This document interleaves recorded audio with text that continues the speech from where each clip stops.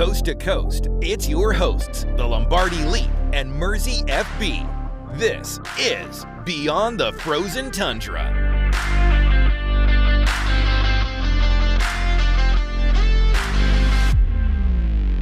Hello, everybody. Welcome back to the show. We are hyped today because we are doing a mock draft Wednesday. I need to think of a name, Mock draft Monday on a Wednesday. Boom. Midweek mock. Midweek mock. Yes. Strokes there of genius. It is. Nice. Copyright that right now. Midweek mock. We said it first. No one else can use it. If you use it, he will sue you. I will sue you. Copyright infringement. But yeah, midweek mock mayhem here. We both coming at you with our mocks, and then I'm just going to get a little precursor into Friday. You're going to do your top 10 of who you definitely want to be Packers, no hold bar, cage match, doesn't matter, throwing Packers metrics out the window, and I'm going to do the same thing. I'm going to get my 10 guys that I desperately would love to be Packers as well. That'll be the Friday episode. Crazy when they all went to the same college. Just drafting Georgia the whole time. Georgia. No. We'll actually be serious about it. But did we start from the bottom and go up? I feel like that's a way better way to do it. I feel like that is a way better way to do it. But just round 7. Yeah. Sure. 7. So round 7, obviously people are. I went Packer. I went tight end. This is my only tight end that I went. Okay. We talked about him last episode. I like him. He's 6'4", out of BYU. With pick 255, the Packers draft Carson Ryan. And the reason is I'm okay with drafting a tight end late. I've said this last episode. If you haven't had a chance here, go back to last episode, listen to our tight end talk. This tight end draft is built top to bottom. And so, while Carson Ryan, you're getting Carson Ryan in the 7th round, I think realistically he's worth a 4th or 5th round pick. I'd say a late 4th, kind of early 5th. And because that's just where these tight ends are at this draft. It's deep. There's a lot of them. There's going to be guys who go undrafted, who are draftable tight ends that are people are like, oh, I can't believe they weren't drafted. Well, yeah, it's because there's so many of them, and people are trying to draft other positions of need, like defensive line, defensive end, or quarterback, stuff like that. They'll reach on. So I went with my first 7th round pick, Carson Ryan, and then my second 7th round pick, I did go with a running back that you and I have talked about a couple times. And you and I think he is the better one. No, wait. He's the better one of the two. Oh, Katron. Close. Singleton? Out of Indiana. Oh, Indiana. Oh, Hemby? Or Black? Roman Hemby. Hemby. Okay. Yeah. And spoiler alert, the Packers, as of today, this is Monday, are bringing in what's Black's first name? Kalen. I can't remember. Oh yeah, Kalen Black. They are bringing him in for a top 30 visit. I like Roman Hemby more. So, and you don't know what you're going to get with Marshawn Lloyd, if he even is a real person at this point. We don't know. I don't know if he is real, but it would be nice to have another running back in there in the room. So I went with Roman Hemby as my second 7th because we don't have Mr. Irrelevant, unfortunately. Okay. Disappointed me. So I only have one pick in the 7th round because I used the other one in a trade package. My one pick 255, was Logan Fano, edge out of Utah, brother of Spencer Fano. Oh, yeah. Yeah. So, I think he's a high upside kind of player. Gets into the backfield occasionally. You're looking for edge depth with Micah being out 3-ish games, and I think Logan can also play special teams at 6'5", 260. Started the season, didn't get into the backfield until Arizona State, and they have a pretty good offensive tackle. But 44 tackles, 30 of them were solo, 4.5 sacks, and 2 pass defenses. So pretty good edge production there for him. Man, that is solid. You do potentially need some depth. I know you and I have talked about our edge room here. Man, I am between the amount that Colin Oliver and Baron Sorrell are working out with Micah and the amount of faith I have in LVN and Brenton Cox, we're good. We'll roll 4 deep until they get back. I So- have a lot of faith. Like, man, I my expectations, I always like have to like temper myself down too, because like I'm getting like so unreasonably high about this. But like they're putting in the work. They are. And Like Micah's alien. Mike is a freak of nature, and I like he'll probably miss the first 4 games, which is fine. But because they did change the IR rules, the pup rules, he can start practicing 2 weeks earlier, which is awesome. So I think that he should be reared up and ready to go, at least on a less of a snap count when he comes back. So I'm not too worried about that at all. And like you said, I like what Brenton Cox Jr. was going to bring until he got hurt. I think that there's definitely a lot to like there. I didn't personally address. That is the one room where I didn't address was defensive end, just because I'm like, realistically, like what's a 7th round pick gonna do? I'd rather just go out and maybe sign like Jadeveon Clowney as a rotational guy or somebody else. Right. You know what I mean? Yeah, Like, I still kind of wanted a rookie contract because it gives you some flexibility with LVN. Not saying Logan Fan is going to replace LVN by any stretch of the imagination, just like possibility. Yeah. So going into the 6th round pick here, I drafted hopefully the next Zach Tom. Oh, is it the Washington guy that who Marcus Whitman was talking about on Twitter? No, it wasn't. I'll make this joke as okay. Like I hope he's the next Zach Tom, because he actually did go to Wake Forest. Oh, Fa'ali Fa'amo? Yeah. Yeah, Fa'ali Fa'amo. I mean, he's 6'5", 311. He has almost a 34-inch wingspan, 34-inch arms. He has the arm length to play tackle. He has the height. 311, a solid weight. He has almost 11-inch hands. I know he didn't run a 40. I mean, a 28.5-inch vertical, 8 foot 8-inch broad jump there. I do think he can play right tackle. I just think that he does. He needs a little bit of work on his pad level. His footwork needs some improvement as well. But all in all, like he has the build of a pro tackle. And I think at the very least you could put him in there. He could be your swing tackle easily. And then let's say something happens to, let's say Zach Tom, knock on wood. I'm not trying to jinx it, people here. Zach Tom gets injured again. Let's say Jordan Morgan, who, again, missed his entire rookie year with a shoulder injury. Knock on wood. Try not to jinx here. Throwing, like, prayers up that it doesn't happen. Gets hurt again. I think he can fit in there and be a really good swing tackle right away with a lot of upside to be a starting left or right tackle moving forward. Right. I agree. I also happen to take a tackle. One of the guys that you're pretty high on. Tristan Lay, Jr. of Clemson. I do like him. Mm-hmm. He's 6'6", 310.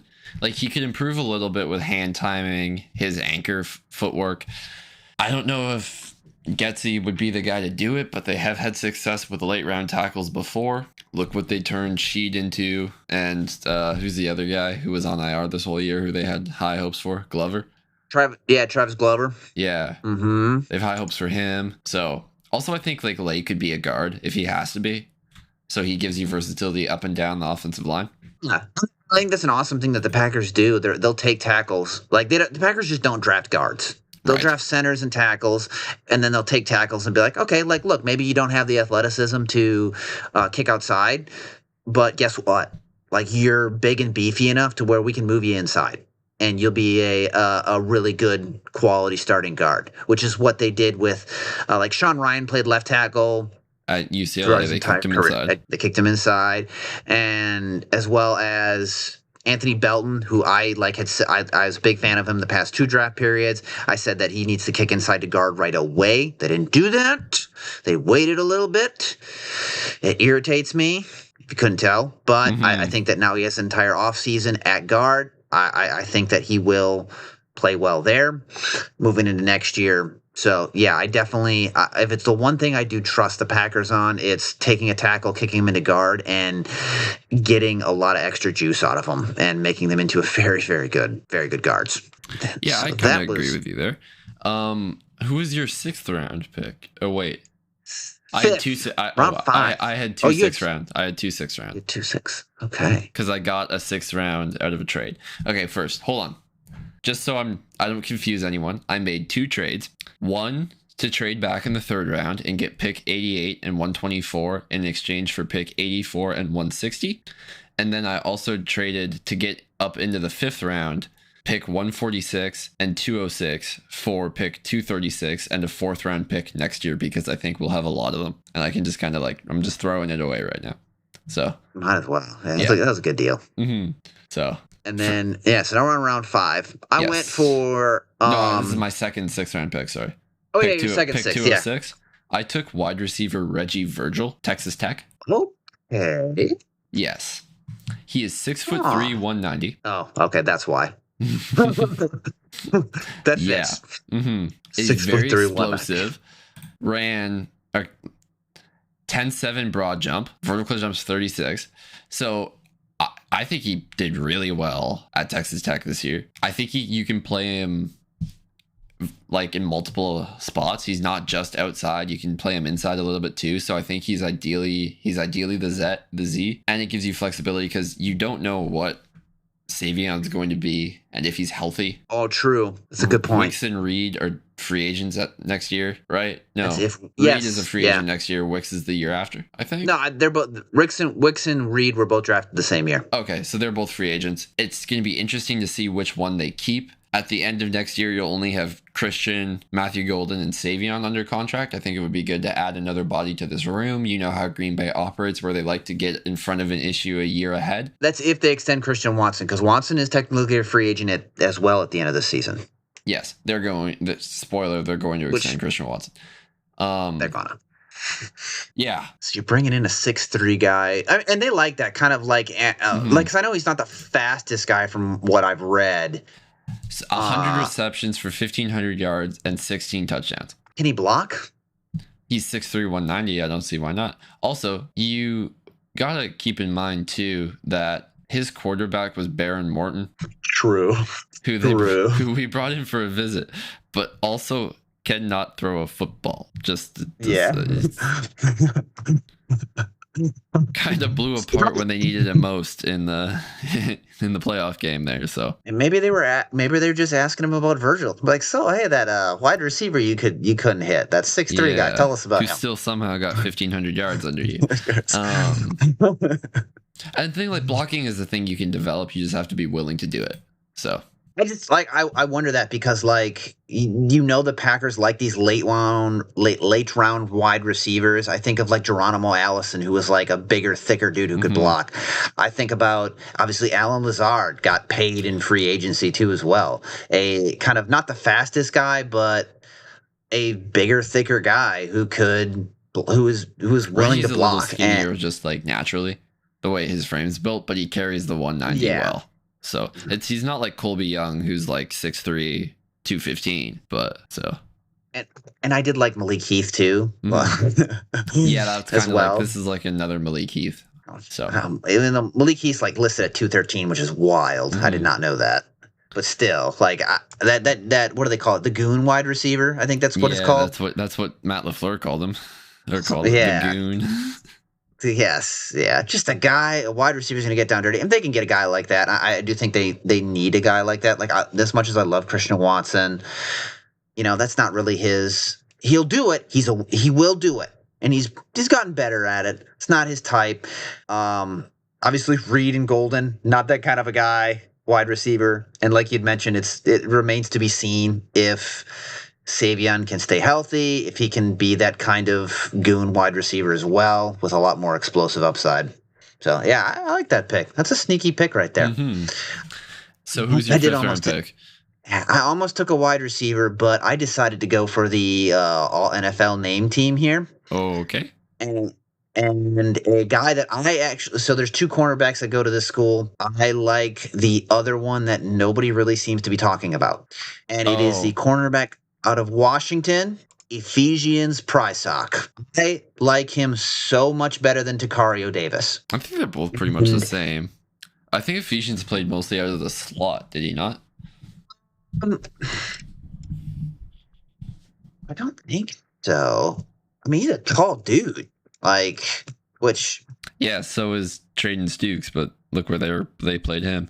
yeah, Traden Stukes is a slot though. Sure, fair. Yeah, Traden Stukes was definitely a safety kind of slot, and I don't know. Like I like the way Price Talk moves. Like I really, really do. I think he moves better than Takario. I think he's more versatile than Takario. And for a guy who is that 6'4", or sorry, I'm a 6'3", 196. Like you don't see guys that move like him. I mean, he ran a 4.5 40. His shuttle was he ran a 4.15 shuttle and an 6.623 cone. It's okay, numbers are 6.623 hard, cone. but that's a good Yeah, 3 cone dude. for his size. It's a blur. Anything under like 7 seconds is ideal. So Anything under 7 seconds is ideal if you're 6'3", if you're 6'2" or higher. If you can get a sub 7, and we're talking 6.82 here, like that's good for a guy his size at 6'3". That's really, really good. 461 coverage snaps this past year, so he does have he does have experience in coverage, which you like to see there. And then where he lined up, he only took 66 snaps out of slot this past season. He took 652 out wide. Okay. The only thing is like, again, that I think people may knock, which is what the Packers do, is when a guy is 6'3", they look at a guy who's 195, 196, and be like, okay. And I don't agree with this. Again, I don't agree with this philosophy. But they might say, okay, like, yeah, he's 6'3", but he's only 195 at 6'3". You know what I mean? Like he is a lean 195 at almost 6'3". So that's why the Packers tend to kind of shy away. They like their corners to be a little bit more solid. I don't necessarily agree with that mentality. I think that it's okay that he's a lean 195.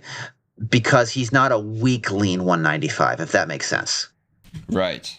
So that's who I went with. I went with Ephesians Prize Dog because I honestly, I love him more than Takario Davis. I think he's more scheme versatile. I think he's his ability. I think he's a better mover, and he's not just a cover 3 merchant. Like yes. So we're still in the 5th, right? Just yes, to double check. We are in the 5th. So I initially traded away my 5th round pick. But having seen someone fall down the board, I had to go get him. At pick 146, I drafted cornerback from Georgia, Dalen Everett. Crazy he fell that far. Yeah, well, this is like a consensus board, and I don't know exactly the ins and outs of it. But he was like ranked 110 on the consensus board, and it was falling down. And I was like, whoa, I got to seize my opportunity here. Yeah, I don't blame you at all whatsoever. Elite speed, ran in the 4.3s. Willing run defender. I think he can get caught looking a couple times, and that defenders can really manipulate his blind spot on man-to-man routes down the field. But yeah, the eye discipline. Dude, I think you can really develop him. Oh, not like I can say really develop him, but like he's got the Georgia pedigree, there for 5 years, really good corner, will come in and start right away. And absolute in the steal getting him there too. Absolute steal. Also, I think he'll be a leader of the secondary like pretty quickly. He's also such a smart player. If you hear interviews of him, he understands the game, he processes it well. So. Yeah, I think because he processes it well too. I think the discipline is something you can work on, especially. Yeah. The ball skills are there too. Like, how many interceptions do you have this year? Just double check this. Which, I mean, that does, like, again, interceptions are kind of a love-hate relationship. They're inconsistent. He had 8 pass defenses, which is pretty good. That's pretty solid. You'd like him to convert those a little more, but across 44 games, 149 tackles, 1 sack, 2 forced fumbles, like he gets pretty physical too. Remember that Texas game? He just like took over. Yeah. So that was fun to watch. Yeah, that was fun to watch. If he's there, like I think it's a no-brainer. You run that card up, you trade up, and go get him 100%. Yeah, that's a great pick there. And this kind of leads into my 4th round pick. Like I try not to pick the same guys, but yeah, it's really hard. like the first couple rounds are pretty chalky with like the needs and who's there. And I try to go different, but it like this to me just seems like a Packers fit. Every time I get there, the fourth round, he's always there no matter what. It's the defensive tackle out of Clemson. Oh, I didn't take Capehart, but I know who you're talking about. I did. Yeah, I did take Capehart. I took DeMonte Capehart at round 4, pick 120. It just seems like such a Packers pick. I mean, I know there isn't any agility testing, and that is something that he does get knocked for on film a bit. But some of it too is what he was asked to do, and you and I have talked about this and who he's lining up with. I mean, they had Peter Woods, like 6'4". The year, like last year, they had like Ruka Roro come through there. Yeah, like they've had guys rotate through, and then the way that Clemson works is a little different. Like they don't transfer in or out. They all believe in Dabo and what he's doing. Yeah, it's kind of an interesting. Yeah, I mean, he was a guy who I didn't like at first. I went back and said, okay, he really has grown on me. I think that, and you and I are both in kind of agreement here, is that pass rush is something that you can teach. And right now with the guys who they've brought in there, they have guys who can rush the passer. They need a guy who can anchor consistently, and I like the fact that Capehart does anchor consistently in the run game. I think that's a guy they need. He can come in, start right away, be that anchor, eat some double teams. I mean, at 6'4", 313, he's got almost his arms are almost 34 inches. His hand size is just over 10 inches as well, which is big. Like, he's going to be able to eat guys up. It'll free up your defensive ends a bit more as well. He's going to be able to what? It's sorry. Eat up other players, yes. Eat them up. Yeah, I have a DT take that I'll kind of get to later in the episode, because spoiler, I also drafted one. But did you take more than one? No, I only took one. Okay. I only took one. Okay. And what pick are you at for this one? That was round 4, pick 120. My 3, I'm going to throw you for a loop for round 2 and 3. Okay. So I have 2 picks in the 4th because of a trade down. Okay. At pick 124, I took center from Kentucky, Jaeger Burton. We've already talked about him on this show during the Combine Winner and Losers. High RAS guy. I think he's a good fit for our run scheme as well. He's 6'4", 323, so he's a little bit bigger and on the side that we like now for not running backs, centers and offensive linemen in general. I'm mad at you. You ruined my 3rd round pick. You got too early for me, man. Yes, that was my 3rd round pick too. Yeah, I agree. I mean, 9.91 unofficial, 32, almost 33-inch arms, which again, Packers have never drafted an offensive lineman with sub 32-inch arms. 1.76 10-yard split. That's pretty good. Yeah. And that's the number that you look at for offensive linemen. So, like, being 4-star out of high school, played in Kentucky, has the SEC caliber to him that we like.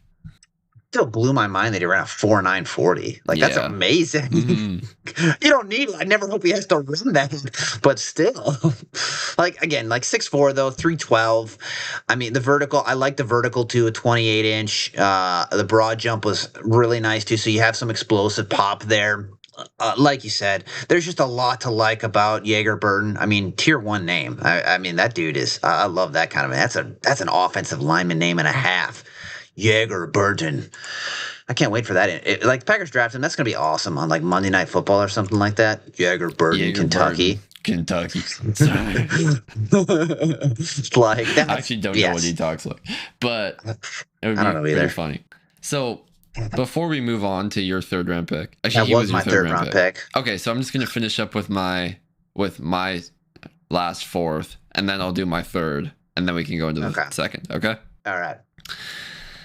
I doubled up at a school for this one, and this is actually I had 8 picks, and I did 4 offense, and 4 defense. So this is my last offensive guy. Oh. Tight end. Okay. He's a mean machine, and he's coming down that track. We know him. We love him. It's Oscar Delp. Like we talked about him already, so it's kind of like we're repeating ourselves. But he's underrated. Both of our tight end ones, right? Like tight end 1 for the Packers. Or would you say overall? Like the tight end episode we did last time, he was both our tight end. Yeah. Yeah, He was both our tight end once. Mm-hmm. Go watch that episode if you'd like to hear in depth about him. But like, great receiving threat. Think he comes in, beats Musgrave out for that job immediately. He's also a more willing blocker at his size. Yeah. Even at his size, because he's a little undersized. But I think that shouldn't deter them. If they want to get really creative, they can with Oscar, because you can use him all over a formation. Now, I think that he could be used better, than Josiah DeGuara. Like the way Matt LaFleur wanted to use Josiah DeGuara, it just never worked out with him. I think they could actually use Oscar Delp like that, and it would actually be very successful. I agree. Oscar Delp, great pick there. That was your what pick? That was your pick 120. 120. Okay. Mm. And my next pick was in the third round. Since we already spoiled yours, I'm so sorry. Pick 88, because I did a bit of a trade back. Dominique Orange, defensive tackle, Iowa State. Oh, I said that weird. Iowa State. You question it. Is he? Iowa State? Iowa State. Maybe. Yeah, yes, maybe. He is. He did go to Iowa State. Big Citrus. Feldman's freak guy. We've talked about him before. All NFL nickname too. Here's the thing. So I only took one defensive tackle because here's my kind of take. You brought in Hargrave. He's like the flex 3 to 5 technique, depending on what the 3, like he's the nose. He's kind of a 3 tech, depending on what you need him to be. You don't really want him to be the nose often. You have Devontae Wyatt, Carl Brooks, Warren Brinson. Those guys are on the team again for sure. So that is 4 right there. You bring in another defensive tackle who you draft, and then you have Jonathan Ford and Nazir Stackhouse compete for the 6th spot, because I think they're only going to carry 6, and then one's probably inactive on game days. Secondly, coaches like to say, in order to be great on third down, or in order to be good on third down, you have to be great on first and second. Dominique Orange is a defensive tackle, especially a rookie defensive tackle, that I think can come in and start right away against the run and be great at it. Not many rookie defensive tackles are, but I think he can be. I agree with you, and I think that's a great pick. I think that some people, where they get lost in, is they're like, oh, he's only 6'2". Dude, it's somebody. He's not 6'2". He's 6'4". Yeah. He's 6'2". Oh, he's 6'2". Oh, okay. Yeah, 6'2". And hold on, I'm gonna get you here though. But because I know people are like, this is a good thing. It is a good thing because it's a leverage game. And here's the thing though. Okay, get ready for this. Obviously, they drafted Devontae Wyatt. He was a bit larger, and then Devontae Wyatt's 6'4", right? I believe so. And Warren Brinson's about 6'4", 6'5". Wyatt is 6'4", 315. But he's Warren is 6'4", 315. So Warren's 6'4". Packers, again, this is obviously some of this is pre Brian Gutekunst here. So looking at Ted Thompson though. Ted Thompson is 6'3", drafted 304. Oh, yeah, so even Wyatt's Devontae Wyatt's not even over. So it's really just Warren Brinson. But Stack is tall too. But he's a UDFA. True. You know what I mean? So that's not a draft pick. But you look at Kenny Clark. Was 6'2". The D tackles they bring in are weird. They are. Well, Mike Daniels was 6 foot. Jarrell Worthy was 6'2". Montravius Adams was 6'3". I'm not weird. I don't mean weird just as in weird players, just weird physical profiles, because they don't have one body type. Yes, Warren is 6'5", 6'4", 6'5", 315, but he's very lanky at that height. And I think you figured out the body type. But Devontae Wyatt is 6'3", 305, but he's got more. He carries more of it in his in his chest and in his belly than he does, and legs than he does in his arms. He's not as lanky as Warren is. Nazir carries it a bit more in his chest and body than just lankiness. I don't know if you get what I mean. I think I think they look more at arm length when it comes to defensive tackles. Mm-hmm. I think they like the stockier guys because, again, it's a leverage game. If you have these stockier defensive tackles, it's easier to get up, it's easier to stay anchored. And people criticize Devontae Wyatt in the run game. I disagree with that. I don't think they're necessarily he fights. His rookie season he wasn't great at it, but that's the thing is rookie defensive tackles, when they come in, they're not necessarily great against the run right away. But Wyatt's learned to fight and not get washed out of plays as much. He anchored. And when Devontae Wyatt went down, our run game took a hit. Yeah. As he developed. And like, then, he anchored. It showed that, like, Warren was the best defensive tackle some stretches down the season, so. Yeah. Yeah. And so, like, you look at Dominique Orange, though, he's 6'2". He's got almost, he's got basically a 33.5-inch wing, arm length. He's 322. He's got larger hands again. Like, that, I think that guy profiles very well as a Packers defensive tackle. Longer arms, short, stocky, they want a guy who can anchor, who has pass rush upside. Like, to me, he's one of the biggest Packers, the most Packery prospect here out of the defensive tackle, out of all the defensive tackles that we've talked about specifically. And, like, don't get me wrong, like, Demonte Capart's 6'4", but I would take Dominique Orange over Demonte Capart 100% through and through. Yeah, I would agree. I would do that too, considering I took him above Exactly. Demonte Capart. Who was your second round pick? Because you haven't told me about one of your guys in a while. I do. I took the guy who just weighed in at 192, I believe it was, at his pro day. Oh, I know who it is. Okay. Oh, it was 192 at his pro day? I think so. I know he was above 190. I didn't know he reweighed at his pro day. That's something. Yes. Malik Muhammad weighed in at just over 190. Which is huge. I love Malik Muhammad. I've loved Malik Muhammad for multiple years. I think that he is even when he weighed in at the combine, he was like 185. He didn't would have bent the rules for him. I know he didn't look out of place, at all whatsoever. He did not look out of place. I don't think he's a round 4 or 5 corner. People are like, oh, he's not that great of an athlete. I'm like, what are you talking about? I think his athleticism shows up on tape. I will agree that sometimes he gets bullied. Like, I will agree with that. He fights in the run game. Like, he'll come up and tackle. Yeah, he does. But he still ran a 4.42 40-yard dash. And again, he is explosive. He's excellent in zone coverage. He has tons of starting experience. He was he started as a true freshman, like at Texas. He started as a true freshman. Like, it's not like it's They'll some start guys. But the thing is, though, is when he started as a freshman, he made what is it? What award did he win? Oh, the Bronco Nagurski? No, that's not right. Maybe I don't know if he necessarily won the award, but I know he was talked about for it. Like, he was, and he's only a junior. He's 21.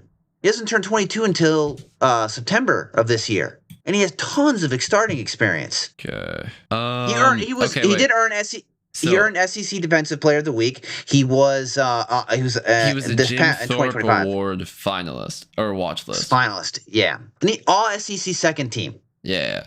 He earned SEC Defensive Player of the Week for his performance in the 2025 Red River rivalry. Say that one 5 times fast. Yeah, he took over that game, I will say. Like, extensive playing time as a true freshman, 14 games in 2023, started in 2. Like, this guy has the experience already, and it's something you need. You need a cornerback, who has experience, who can come in, play right away, and who better to get than Malik Muhammad, who has started a lot of games in the SEC. I don't care that he was listed as 180 at 190. I know universities lie all the time. It is what it is. Whatever. I think that, from my understanding, what I've gathered, he actually was 190. There may have been some sicknesses going on there and such that may have kind of bumped him down a little bit.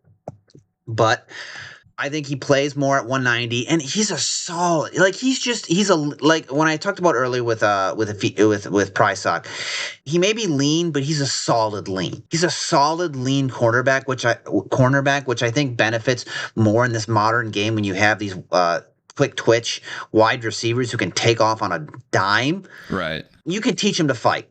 Mm-hmm. You can teach him to fight. You get him in an NFL weight room. It's not going to hurt him all. If anything, he's going to get better. And I legitimately believe that Malik Muhammad is a first-round draft pick. I think he should get first-round consideration. It's just that I really don't think there's that much of a difference between him and some of the other cornerbacks that they're talking about that are going first round. Maybe like 1 or 2 of them that you could totally say, yeah, he's better than them. But some of the other guys, I'm like, I don't know. There's maybe 2 cornerbacks that I would take over Malik Muhammad. Like realistically speaking. That's how big of a fan I am of Malik Muhammad. Like obviously Chris Johnson. McCoy, Johnson. I would take Muhammad over Delaney or Delane. I would take. Okay, so maybe 3 because I really like Delaney. I would take. I think I would take Dalen over Muhammad. Yeah, I wouldn't. I think that Malik moves better. Yeah, he has better eye discipline. That's why. Yeah. I'm really high. I know. Here's another guy you were really high on. Him or Davey Igbinosun? I was always higher on Malik Muhammad. Okay.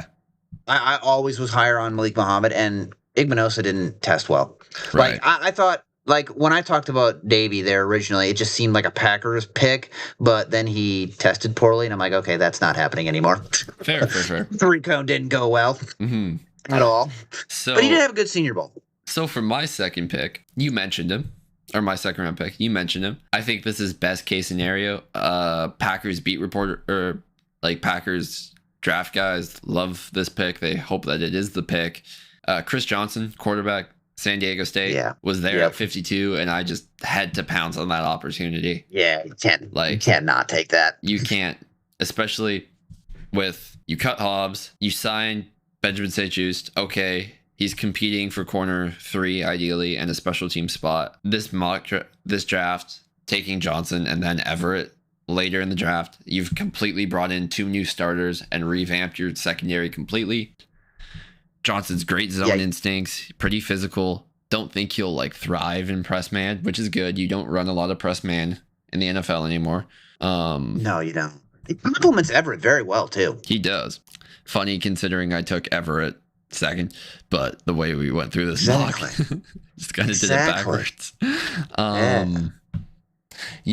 No, I think Johnson's definitely the best case scenario. I would have a first round grade on him, probably top 25. Dude, 100%. Yeah, I agree. If the Packers, if you can get him at 52, like I'm buying that rookie jersey.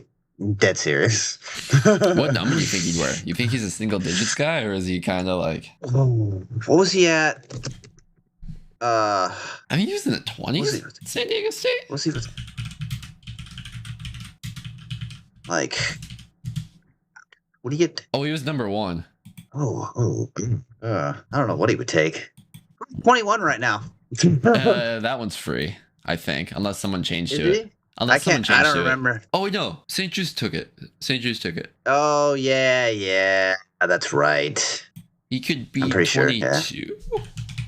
I don't know how I feel. I'd be inclined to say 23, but that feels cursed right now. You know, with Jair Alexander. And Sky Moore has it right now. Oh, Sky Moore is 22? Yes, 23. Oh, 23. Sky Moore is 23. Yeah. Valentine's 24. Oh. He could get away. Oh, 28's open. That would look kind of ugly. How do you feel about that? Is 3 retired? Oh, it feels like a long snapper. 2 and 3 are open. What was Malik Willis's number? He was 2. Malik Willis. He could wear 14. Corners are known to do that. Corners could wear like 14. Be a nice number. I could go with 14. I think 16 might be retired. I don't know. No, 16's not retired. Sean Clifford wore that. I don't like that though. I would say like 14, 23. It's I understand retiring numbers, but like just put them in the rafters, but let other players wear them. Yeah, I agree, 100%. Yeah, unless they're like the only number I kind of have a hard time with would be like number 4, but that's because I watched Brett Favre. I feel like if they die, the only number I wouldn't give out to someone would be 92 or 66. True. Bart Starr, like you did a lot. Yeah, maybe. I mean, they have the Hudson Bart Center. But yeah, okay. Here, I take that back. You know what? 14 is retired, by the way. Oh, bummer. Yeah, 14, don't retire 3, him. 15, just name something. 66, 92, and 4. Like, just have their name in the Ring of Honor with their number, and then have like other players wear it too. Because I think then you're like carrying on the legacy. That's Michael Irvin's take is like, yeah, he's like, when you see people out there wearing 88, they're like, he's never as good as Michael Irvin. Yeah, I agree with that. And if anything, that's like that's an honor to the guy, that is, I think that's more of an honor to the legacy of the player here too, especially. Imagine Chris Johnson trotting out there wearing 4. That would be funny. That guy was never as good as Brett Favre. That guy could He was better, imagine actually. beat a Brett Favre. He's not scamming people in Mississippi. Yeah, no kidding. He's a better person.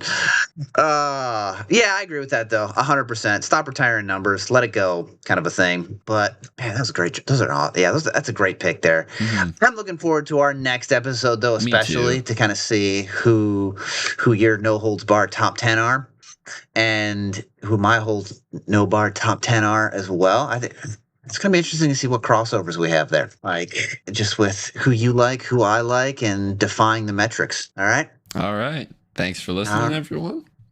Until next time. We'll see you next time.